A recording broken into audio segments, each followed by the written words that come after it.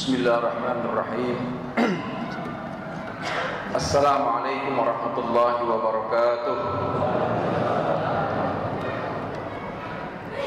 Jawaban salamnya seperti orang sudah puasa 25 hari.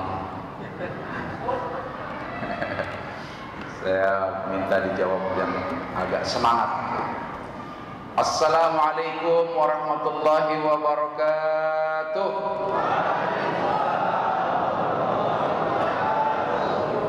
Bubur kacang pakai salam, pohon kelapa digergaji. Yang jawab cuma ada 2 orang. Padahal itu udah jadi hal yang biasa itu. Saya ulanglah, bubur kacang pakai salam, pohon kelapa digergaji. Bapak ibu yang jawab salam saya doain bisa pergi haji. Padahal berpantun di masjid itu nggak haram, Pak. Biasa aja, santai aja. Tarawih kan sholat santai itu. Ya. Pagi-pagi makan nasi uduk, pakai kerupuk digoreng gak pakai minyak. Bapak ibu yang lagi duduk saya doain duitnya banyak. Alhamdulillah.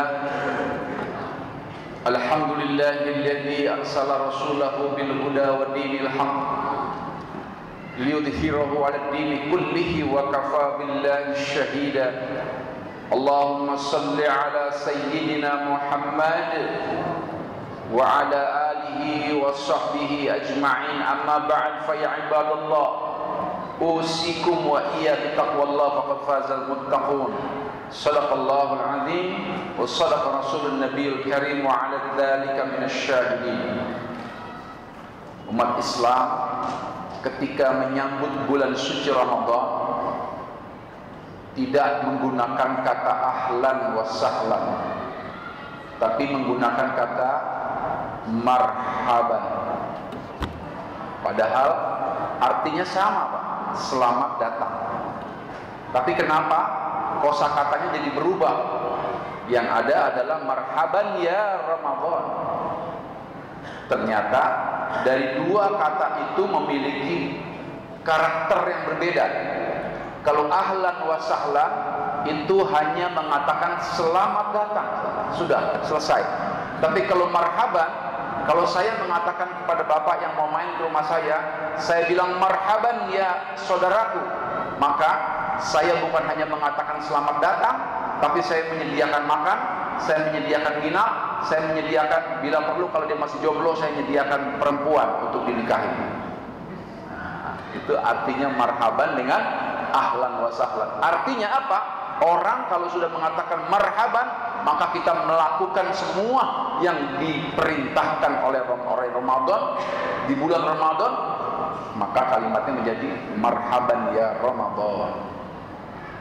Ya Pak, kadang-kadang kosakata itu kita mesti pahami itu. Orang Indonesia kan paling senang, Pak, pakai bahasa Arab. Namain anak pakai bahasa Arab. Ya. Ada jamaah umroh saya usianya udah 70 tahun. Sudah 70 tahun, Pak.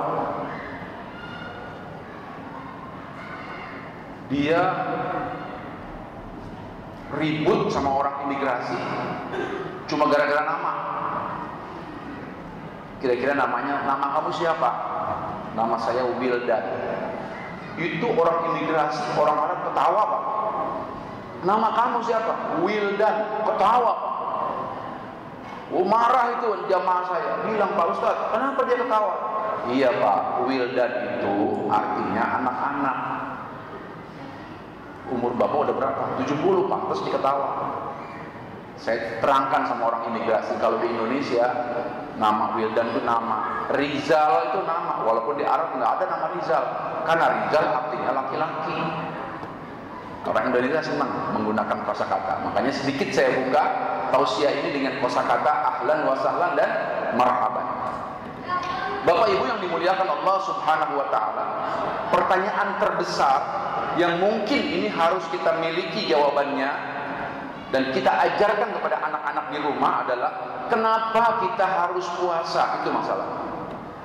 Dari tahun ke tahun kita, orang-orang beriman ini harus melakukan ibadah saum, harus puasa. Itu kenapa? Anak-anak remaja bertanya, Pak Ustadz, kenapa sih kita mesti puasa? Bukankah Allah menciptakan makhluk banyak sekali? Di dunia ini makhluk banyak, kenapa nggak diwajibkan puasa hanya kepada manusia? Manusia pun yang beriman. Ya ayyuhallazina amanu kutiba alaikumusiyam kama kutiba alal ladzina min qablikum la'allakum tattaqun. Kenapa?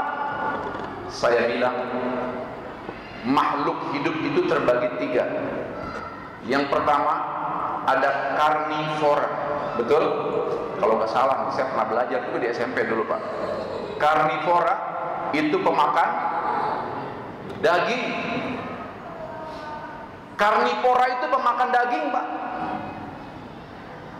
Kalau kita ngelihat di televisi, kalau ada seekor singa menerkam menjangan, dia makan, Pak. Kalau sudah kenyang, tuh menjangan walaupun masih banyak, dia tinggal. Dia tinggal. Nggak pernah ada singa bawa itu makanannya, bekasnya dia simpen buat besok, nggak ada. Apalagi gue simpen dulu di kulkas, nggak ada. Kalau dia udah kenyang, ditinggal. Itu karnivora. Sebuas-buasnya karnivora, Pak. Sebuas-buasnya singa, sebuas-buasnya harimau, dia menerkam, kalau sudah kenyang, ditinggal. Yang kedua, herbivora, pemakan tumbuhan, kerbau, kambing dan lain sebagainya. Kalau sudah makan tumbuhan, sudah kenyang, dia tinggal juga, Pak. Nggak pernah dia simpen dulu untuk besok, nggak pernah. Tapi ada sejenis makhluk namanya omnivora. Siapa itu, Pak? Ini yang ngomong di depan omnivora. Yang di depan semua ini omnivora. Kita ini omnivora, Pak. Makhluk pemakan segalanya. Daging makan, gado-gado, keredok, semua dimakan. Kalau karnivora, Pak, makannya daging aja. Kita kasih keredok, nggak akan, Pak, dia, Pak. Kita kasih ketoprak, enggak. Herbivora pun demikian, kita kasih sate, enggak akan. Tapi manusia semua dimakan, dia pemakan segala. Bahkan ada jenis manusia makan kabel. Mikir, ada makan kabel, ada manusia makan aspal, ada gubernur makan aspal, makan aspalnya kebanyakan dari Balaraja sampai ke Merak. Ditangkap KPK, selesai. Manusia itu, Pak, makannya kenapa makan segala? Padahal Allah Subhanahu wa taala dalam surat At-Tin ayat 4, laqad khalaqnal insana fi ahsani taqwim. Aku menciptakan manusia itu sebaik-baiknya makhluk, seindah-indahnya makhluk, sehebat-hebatnya makhluk, sudah jangan dirusak. Tapi ingat, di dalam surat Al-A'raf ada ayat mengatakan kal an'am bal hum adall. Manusia itu lebih buruk dari binatang. Kalau apa? Kalau dia menjadi pemakan segala, dia buruk dari binatang. Semua dia makan. Makanya ada perintah puasa dalam bahasa Arab namanya saum. Saum itu artinya menahan, Pak. Tahan. Saya yakin, Pak, kita semua nggak ada yang nggak ingin pamer. Semua pengen, Pak. Tapi kita bisa menahan. Kalau kita punya jabatan, semua peluang korupsi itu ada. Kita pengen, tapi kita tahan, Pak. Oleh karenanya, ini bulan Ramadan, Pak, Syahrul Tarbiyah, bulan pendidikan. Dan yang keluar dari bulan Ramadan disebut alumni Ramadan. Pertanyaannya, apakah saya menjadi alumni Ramadan? Yang disebut alumni itu kan yang lulus, Pak. Yang nggak lulus nggak disebut alumni, kan? Untuk menjadi alumni yang pertama, dia harus mujahadah, bersungguh-sungguh. Mujahadah itu berasal dari kata jahada, yujahidu jihadan, bersungguh-sungguh. Lihat, Pak, kalau masuk bulan Ramadan, Pak, bersungguh-sungguh semuanya, Pak. Ibu-ibu, Pak, orangnya belum datang, sejadahnya udah datang. Orangnya belum datang, Pak. Malam pertama saya tausiah di Masjid At-Tabayyun Villa Meruya. Orangnya belum datang, udah datang sejadahnya. Dia pesen sama anaknya, tolong mama deket AC, deket kipas angin, ada lagi deket tiangnya, taruhnya. Semangat Pak, mujahadah. Ada orang yang pemarah Pak, pemarah. Tapi masuk bulan Ramadan, dimaki-maki sama orang, enggak marah dia Pak. Kata istrinya, mas, kamu dimaki-maki? Enggak, aku lagi puasa. Nanti habis maghrib aja. Habis maghrib. Bersungguh-sungguh dia Pak. Makanya, yang namanya takwa itu produknya saum. Produknya orang yang puasa menghasilkan takwa. Bukan haji Pak, bukan umrah, bukan. Haji, umrah, sedekah itu produknya takwa. Takwa dulu dia baru mau haji, takwa dulu dia mau umrah, takwa dulu mau sedekah. Tapi takwa tidak akan ada kalau tidak ada saum. Apa itu saum?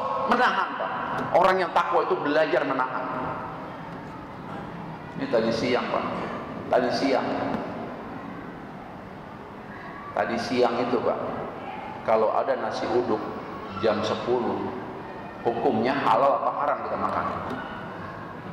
Saya mau tanya, tuh nasi uduk tadi pagi Pak, jam 10, hukumnya halal apa haram kalau kita makan? Haram. Di dalam bulan suci Ramadan Pak, jangankan yang haram, yang halal aja diharamkan Pak. Kita tahan Pak, kalau belum maghrib. Ada minuman Pak, minuman setengah botol, mereknya Coca-Cola, nggak ada yang tahu. Jam 2 tadi, itu halal apa haram? Haram. Dia baru halal habis maghrib. Ada mie, dia haram Pak kalau siang, baru halal habis maghrib. Istri kita yang kita nikahin Pak, ijab kabul, pakai mahar, tadi siang halal apa haram itu? Haram. Dia baru halal habis terawih, habis maghrib, cepetan. Bapak Ibu yang dimuliakan Allah Subhanahu wa taala. Kutiba alaikumus siyam. Jadi siam itu produknya itu bisa takwa. Bukan haji, bukan takwa. Dan orang yang bertakwa baru dia memilih akan haji, akan umrah dan sebagainya. Mujahadah, bersungguh-sungguh. Orang yang melakukan ibadah puasa bersungguh-sungguh Pak. Yang tadinya nggak pernah pakai sarung, dia beli sarung Pak. Udah mau Ramadan dia beli sarung Pak. Dia tahu merek-merek sarung, ada Wadimor, ada Atlas, ada BHS, yang sesuai sama kantongnya. Ini dia Wadimor, gue mau beli. Tadinya nggak tahu-tahu itu Pak. Tapi masuk bulan suci Ramadan tahu. Itulah kenapa Allah memfasilitasi kita, wasilahnya untuk mendapatkan takwa itu adalah asyam. Yang kedua, selain mujahadah untuk bertakwa, muraqabah. Apa itu muraqabah? Muraqabah itu, saya sedikit cerita Pak soal muraqabah ya, biar paham. Muraqabah itu adalah satu ketika Umar bin Khattab itu pernah mendengar seorang anak muda yang jujur. Kata Umar, aku pengen tahu anak muda itu. Maka naiklah ke atas bukit. Umar naik ke atas bukit.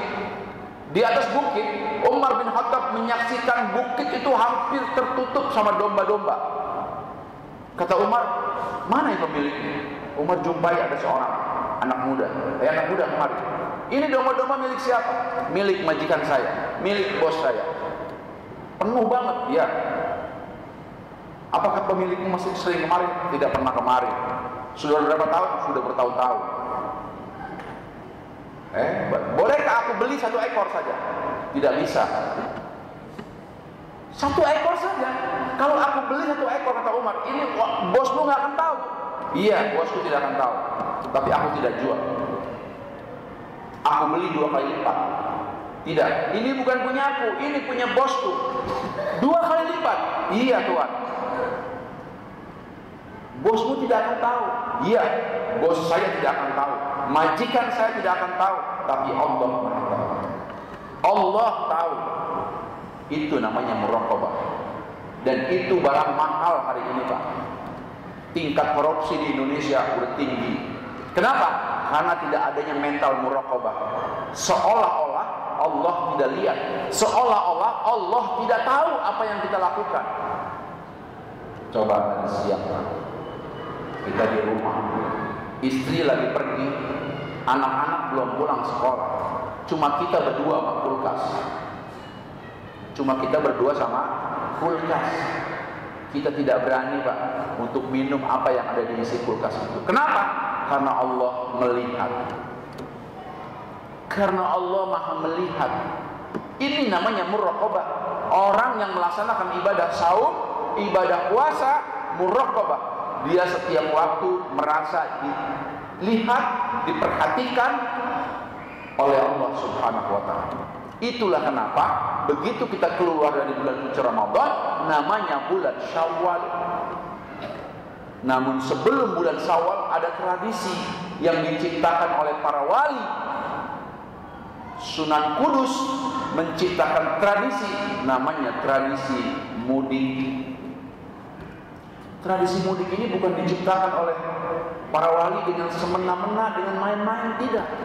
Mengandung filosofis. Apa filosofis yang ada di dalam pulang mudik itu? Wal tandur nafsum maqaddamat liqad. Al-Hasyr ayat 8. Apa? Berbicara tentang bekal. Kalimat yang paling banyak diucapkan 10 hari menjelang Idul Fitri adalah kata pulang. Mas, mau pulang kemana? Insya Allah saya mau pulang mudik. Kalimat pulang itu paling disukai, Pak. Dari mulai TK sampai orang tua senang dengan kalimat pulang itu. Anak-anak SMP, Pak, kalau diumumkan anak-anak guru matematika sakit, kalian silakan pulang. Senang, Pak. Teriak mereka, oh teriak. Sama orang-orang tua yang bekerja senang, Pak. Kalau udah jam 3 yang dilihatin jam aja. Apa? Pengen pulang. Pulang itu sesuatu yang disukai. Tapi ada satu pulang yang kita semua menghindari, yaitu pulang ke kampung akhirat. Dan hakikat filosofis dari pulang kampung itu adalah wal tandur nafsu maqaddamat lighad. Berbekalah kamu. Kalau orang yang sudah punya bekal, Pak, belum pulang ke kampung, dia udah telepon sama orang kampung, gue mau balik besok ya, siap-siap tuh. Nah, di kampung emaknya udah siap tuh, Pak, sama kue munafik. Tahu kue munafik, Pak? Luarnya kongwan, dalamnya rengginang. Luarnya kaleng kongwan, Pak. Dalamnya itu rengginang, itu kue munafik. Itu biasa kalau di kampung saya itu penuh itu, Pak. Yang satu rengginang, yang satu beyek, macam-macam itu, Pak. Orang yang punya bekal, insya Allah dengan senyum pulangnya, Pak. Sama ketika kita mau pulang ke akhirat, kalau yang punya bekal pasti tersenyum. Tapi yang tidak punya bekal, ya Allah, nyampe belum tentu, belangsang udah pasti. Ini makna Al-Hasyr. Sunan Kudus bikin filosofi seperti itu bukan kebetulan, tapi ada filosofi yang dalam sekali. Kenapa? Ramadan ini waktunya kita mengumpulkan bekal. Dua bekalnya, mujahadah. Mujahadah ini, Pak, dalilnya man shoma ramadhana imanan wa ihtisaban ghufira lahu ma taqaddama min dhanbi. Orang yang berpuasa, berlapar-lapar diri di bulan suci Ramadan, ma taqaddama min dhanbi, dosanya diampuni. Malamnya man qama ramadhana imanan wa ihtisaban. Barang siapa yang berdiri dengan imam, hadis yang lain, berdiri dengan imam melaksanakan qiyamul lail, maka dia sama seperti orang sholat semalam penuh dan dosanya diampuni oleh Allah Subhanahu wa taala. Maka ini menjadi bekal. Wal tandur nafsum, maka ketika kita pulang mudik, kita sudah punya bekal menghadap Allah Subhanahu wa taala. Mudah-mudahan kita semua menjadi alumni Ramadan di tahun ini. Tahun ini menjadi Ramadan yang terbaik buat kita. Itu saja yang saya sampaikan. Burung pipit terbang ke Wonogiri. Karena waktunya sempit, saya mohon diri. Buah jambu, buah durian, buah cempaka, buah cempaka, buah belimbing. Itu nama buah-buahan. Itu saja barangkali disampaikan. Mohon maaf lahir batin. Assalamualaikum warahmatullahi wabarakatuh.